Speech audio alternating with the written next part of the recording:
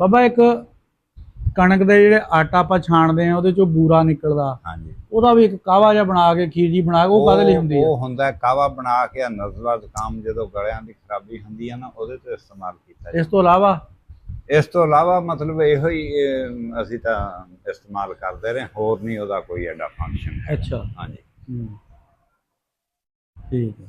ਸੇਵੀਆਂ ਪਕਾ ਕੇ ਖਵਾ ਲਓ ਬਈ, ਤਾਂ ਦਵਾਈਆਂ ਖਾਣ ਨਾਲੋਂ ਗਜ਼ਾ ਖਾਓ। ਗਜ਼ਾ ਖਾਓ। ਉਹ ਸੇਵੀਆਂ ਪਕਾਓ, ਪਕਾ ਕੇ ਉਹ ਮਤਲਬ ਉੱਤੇ ਕਪੜਾ ਲੈ ਕੇ ਨਾਲੇ ਤਾਂ ਉਹਦੀ ਭਾਫ ਲਓ ਤੇ ਨਾਲੇ ਖਾ ਲਓ, ਇੱਕੋ ਡੰਗ ਖਾ ਲਓ, ਨਜ਼ਲਾ ਜ਼ੁਕਾਮ ਖਾਂਸੀ ਹਰ ਚੀਜ਼ ਬਾਗ ਗਈ।